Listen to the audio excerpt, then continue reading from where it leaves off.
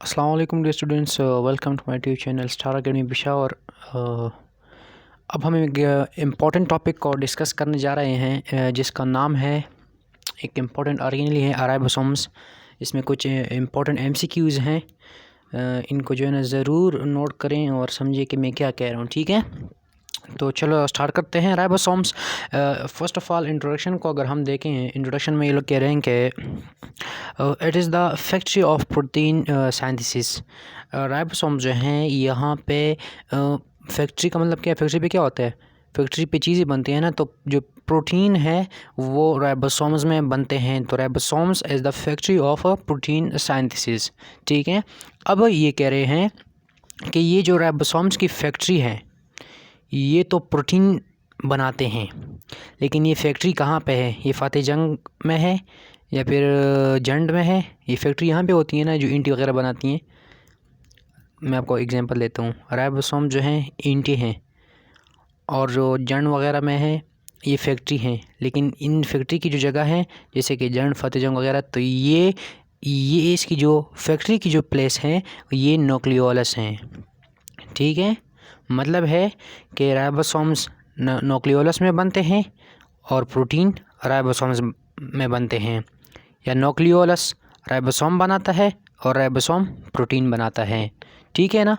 अच्छा, मैं अब आपको बताता हूँ कि न्यूक्लियोलस जो है, न्यूक्लियोलस में आरएनए, राइबोसोमल आरएनए और प्रोटीन मौजूद होते हैं। ये आपस में मिल के राइबोसोम्स बनाते हैं। राइबोसोम्स जो हैं, basically ribosomes is comprise of rRNA and protein, ribosomal RNA and protein, so that's why it is also called ribonucleoprotein। ठीक है, और जो न्यूक्लियोलस है ये किसी से बना है? तो nucleolus is made of rRNA, protein and rDNA, small amount of DNA is also present in composition of nucleolus। ठीक है, अगर आपके पास एक MCQs आ जाएं कि rRNA and proteins are common in different organisms दिए होंगे, तो ये राइबोसोम्स और न्यूक्लियोलस में, क्योंकि राइबोसोम्स भी इनसे बना होता है और न्यूक्लियोलस भी इनसे बना होता है, लेकिन इसमें स्मॉल अमाउंट ऑफ DNA भी मौजूद होता है। यहाँ तक समझ आ गई? उम्मीद है आप लोगों को यहाँ तक समझ आई होगी। अब हम लोकेशन के ऊपर जाते हैं। जो 10% राइबोसोम्स हैं, 10% राइबोसोम्स ये फ्रीली फ्लोट करते हैं साइटोप्लाज्म में। ठीक है, और जो 90% राइबोसोम्स हैं ये अटैच होते हैं ऑर्गेनेलीज के साथ, स्पेसिफिकली रफ एंडोप्लाज्मिक रेटिकुलम। मैंने बताया था कि इसके साथ जो है, इसको रफ इसलिए कहते हैं कि इसकी सरफेस पे राइबोसोम्स अटैच होते हैं। याद होगा ना, एंडोप्लाज्मिक रेटिकुलम के टॉपिक में मैंने पढ़ाया था। अच्छा, अब वो ऑर्गेनेलीज, जो वो सेल्स जो ज़्यादा इन्वॉल्व हैं प्रोटीन सिंथेसिस में, उसमें 99% राइबोसोम्स उसके साथ अटैच होंगे। ठीक है, अब हम जाते हैं केमिकल कंपोजिशन की तरफ। तो केमिकल कंपोजिशन की तरफ अगर हम जाएं, तो मैंने आपको क्या बताया कि ribosomes are made of ribonucleoproteins particles, rRNA and protein, so that is why it's also called ribonucleoprotein particles या ribonucleoprotein। ठीक है, अब हम एक MCQs की तरफ जाते हैं, एक नहीं बल्कि दो, जो बहुत ही इंपॉर्टेंट MCQs हैं। बहुत ही, देखो 4-5 बार वेरी लिखा है। ठीक है, तो very important. Ribosomes attach to messenger RNA through, एक MCQs।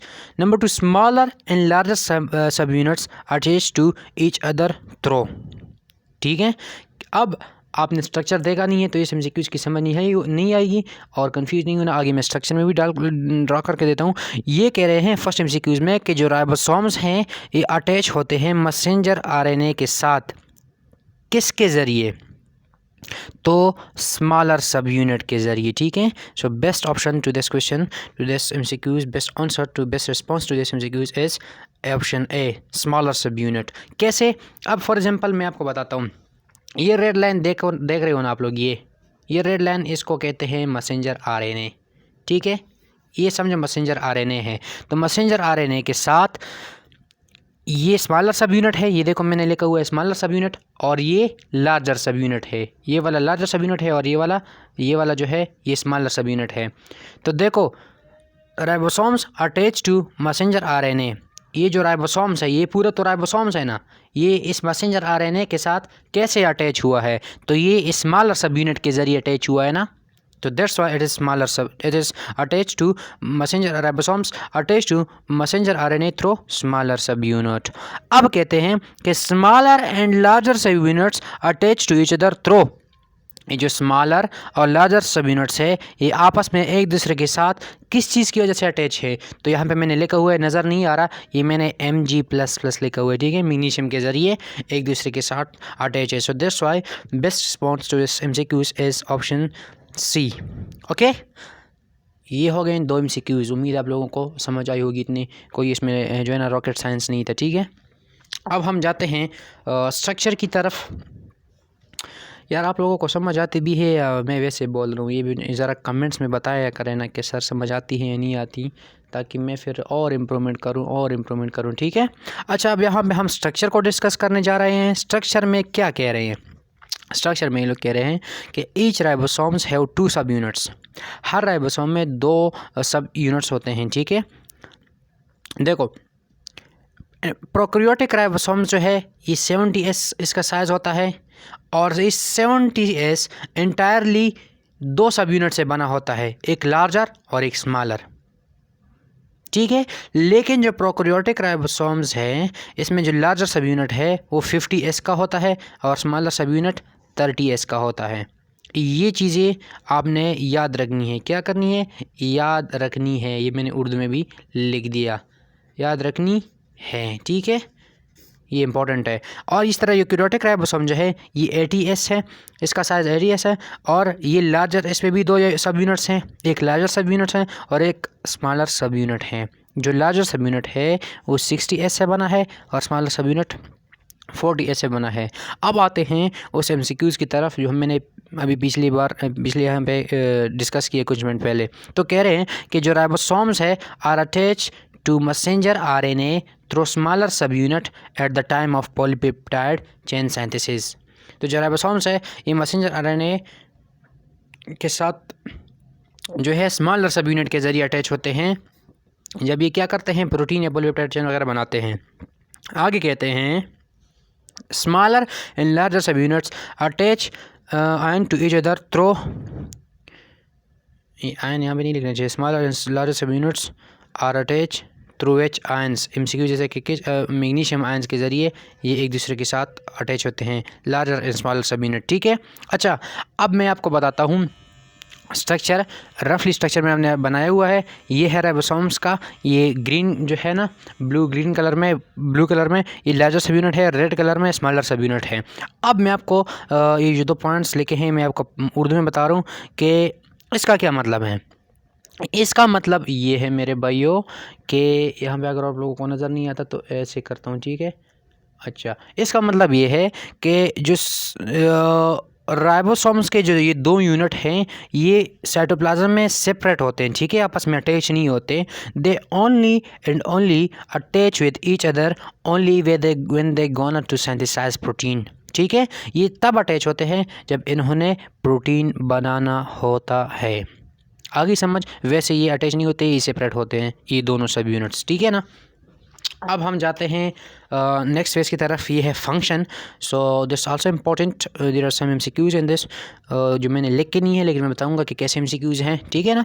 अच्छा, यहाँ पे है कि फंक्शन में protein synthesise by translating mRNA in the form of polysomes, ribosomes form protein synthesis. ये प्रोटीन जो है सिंथेसिस करता है by translating messenger RNA in the form of पॉलीसोम्स।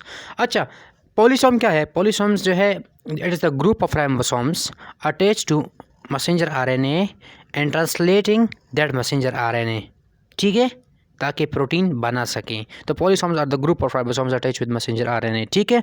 अब हम जाते हैं हमारे दूसरी फेज़ की तरफ। टाइप्स में अगर हम देखें, राइबोसोम्स 2 टाइप्स में हैं। एक है वो टाइप्स जो राइबोसोम्स क्या है किसी मेम्ब्रेन के साथ अटैच नहीं है, साइटोप्लाज्म में फ्रीली जो है साइटोप्लाज्म में मौजूद है, प्रेजेंट है। तो वो क्या कहते हैं, वो उसका वो उनके सिंथेसिस, वो जो प्रोटीन बनाते हैं वो प्रोटीन कहाँ पे जाते हैं। ये डिवीज़न मैंने, ये टाइप्स मैंने इसी पे लिखे हैं कि ये वो राइबोसोम्स मैं आपको बताता हूँ आराम से। वो राइबोसोम्स जो फ्रीली प्रेजेंट होते हैं साइटोप्लाज्म में, वो जब प्रोटीन बनाते हैं, वो प्रोटीन कहाँ की तरफ रुख करते हैं? तो वो प्रोटीन या तो न्यूक्लियस में जाते हैं, या पेरोक्सीसोम्स में जाते हैं, या माइटोकॉन्ड्रिया में जाते हैं। इंपॉर्टेंट एमसीक्यूज है, ठीक है। कि अगर एक एमसीक्यूज आपकी आ जाए कि वो प्रोटीन जो राइबोसोम्स साइटोप्लाज्म में मौजूद होते हैं, वो जब प्रोटीन बनाते हैं तो वो कहाँ पे जाते हैं? 3 ऑप्शन ये दे दे और एक ये दे दें, या 2 यहाँ से दे दे, एक यहाँ से दे दे, तो आपने इन पे क्लिक करना है। तो ribosomes which are freely present in cytoplasm, when they synthesize protein, this protein will move towards nucleus और पेरोक्सीसोम्स और माइटोकॉन्ड्रिया। उम्मीद है यहाँ तक समझ आई होगी। अब हम जाते हैं वो राइबोसोम्स जो फ्रीली साइटोप्लाज्म में मौजूद नहीं है, बल्कि किसी मेम्ब्रेन एसोसिएटेड हैं, किसी के साथ अटैच है, जैसे कि रफ एंडोप्लाज्मिक रेटिकुलम के साथ अटैच हैं। तो वो राइबोसोम्स जो मेम्ब्रेन वगैरह के साथ अटैच होते हैं, मेम्ब्रेन एसोसिएटेड है, तो वो जब सिंथेसिस करते हैं प्रोटीन, तो उनकी डायरेक्शन वो कहाँ पे जाएंगे? वो तो या लाइसोसोम में जाएंगे, या मेम्ब्रेन्स में जाएंगे, या सेक्रीशन वगैरह में जो है रोल करेंगी, ठीक है। अब यहाँ पे मैंने जो ऊपर पॉलीसोम का नाम लिया है, वहाँ वो उसको थोड़ा छेड़ते हैं। Polysomes many ribosomes attach to messenger RNA, ठीक है।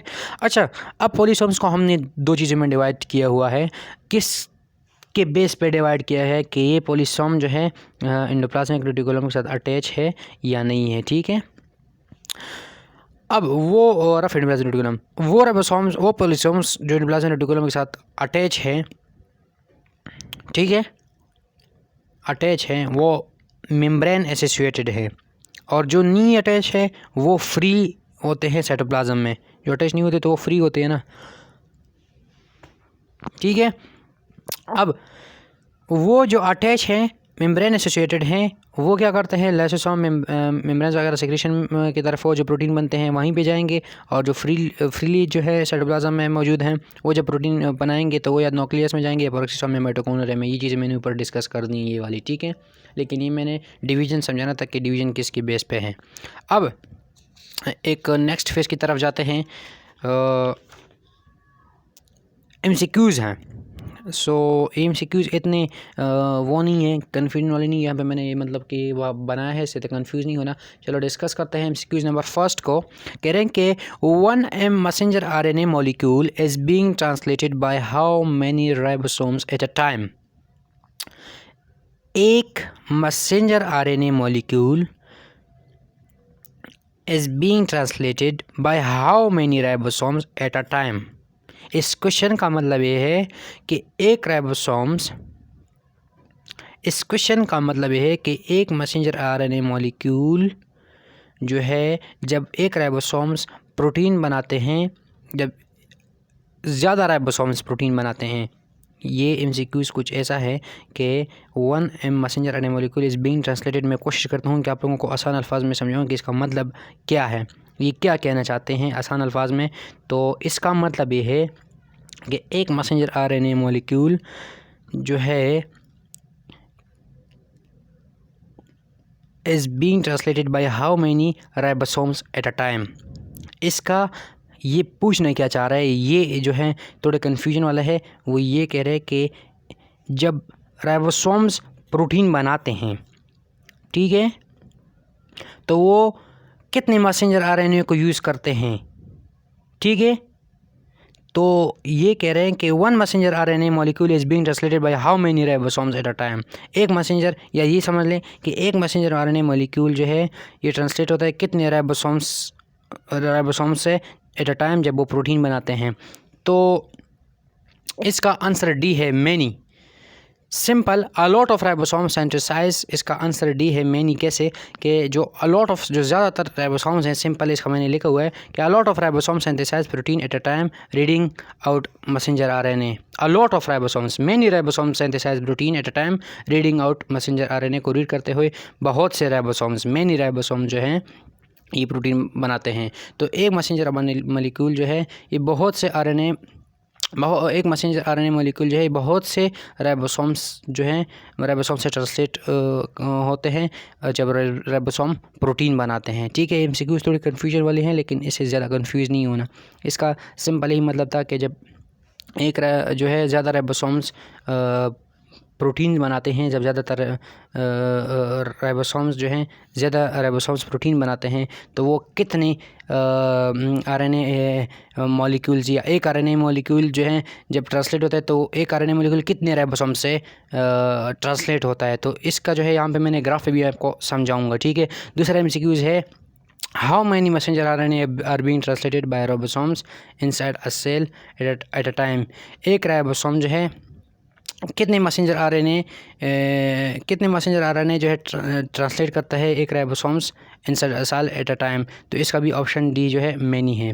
अब मैं आपको इस ग्राफ से समझाऊंगा कि इस दोनों MCQs में ये क्या कह रहे हैं, ठीक है। ये कह रहे हैं फॉर एग्ज़ाम्पल ये एक मैसेंजर RNA है, ठीक है। ये एक मैसेंजर RNA है, यहाँ पे देख रहे हैं ना। मैंने कहा कि राइबोसोमल सब यूनिट होते हैं ये एक दूसरे से अलग होते हैं, सेपरेट होते हैं। तो ये इनकमिंग राइबोसोमल सब यूनिट्स हैं। ये जो है स्टार्टिंग ऑफ मैसेंजर RNA है, 5 इंड पे स्टार्ट करते हैं। तो एक दूसरे के साथ जो ये दोनों अटैच हैं, ये मैग्नीशियम प्लस प्लस के साथ अटैच हैं। तो मैग्नीशियम प्लस प्लस और ये जो राइबोसोमल सब यूनिट हैं ये स्मॉल सब यूनिट के साथ अटैच है, ठीक है। ये पूरा राइबोसोम, ठीक है, इस मैसेंजर RNA के साथ through smaller sub unit attach हैं। अब देखिए एक मैसेंजर RNA, ये एक मैसेंजर RNA है, लेकिन यहाँ पे कितने राइबोसोम्स ट्रांसलेट हुए हैं, प्रोटीन बनाते हैं, 1 2 3 4 राइबोसोम्स।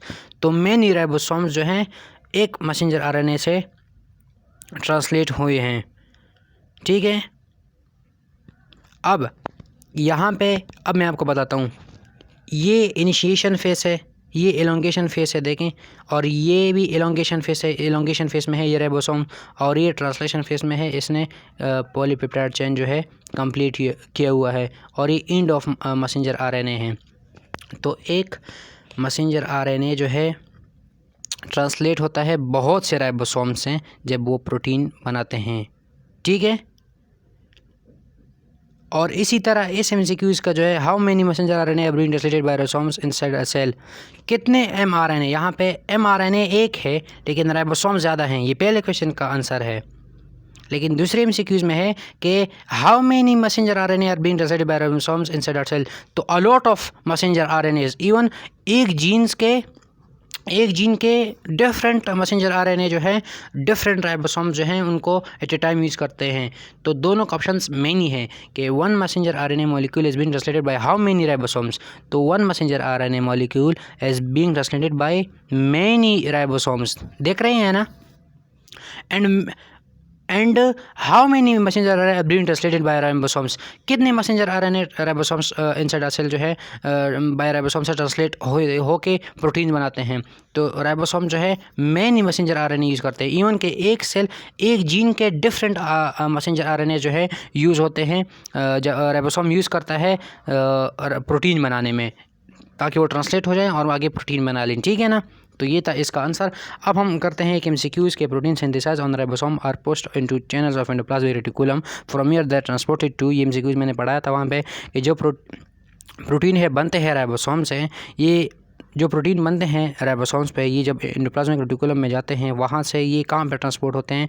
तो the best response to this question is Golgi apparatus, ठीक है ना, यहाँ पे लिखा हुआ है। लेकिन ये MCQ जो है मैं दोबारा आप लोगों को बताऊँ, इसमें कंफ्यूज नहीं होना। इस MCQs में मैं आप लोगों को बताऊं कि ये कह रहे हैं कि एक मैसेंजर RNA मॉलिक्यूल जो है जब is being translated by how many ribosomes. तो देखो एक messenger RNA is being translated by a lot of ribosomes in making protein, ठीक है। और जो है how many messenger RNA are being translated by ribosomes inside a cell. तो a lot of messenger RNA are being translated by ribosomes inside a cell at a time. तो दोनों का option जो है डी है, मैनी, ठीक है। ये मैंने यहाँ पे थोड़ा ऐसे कर दिया कि आप लोगों को मतलब समझ आ जाए, थोड़ा सा इसको मैंने छेड़ दिए, ठीक है ना।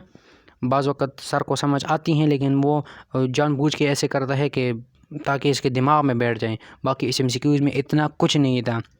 यहाँ पे कह रहे हैं कि पहले MCQs का मतलब ये है कि एक मैसेंजर RNA जो है कितने राइबोसोम्स जो हैं इसको ट्रांसलेट करके कितने राइबोसोम्स इसको यूज़ करके प्रोटीन बनाते हैं। तो एक राइबोसोम्स यहाँ पे एक मैसेंजर आरएनए को देखो डिफरेंट राइबोसोम्स ने यूज़ किया हुआ है, और डिफरेंट राइबोसोम जो हैं ज़्यादा मैसेंजर आरएनए को भी यूज़ कर सकता है।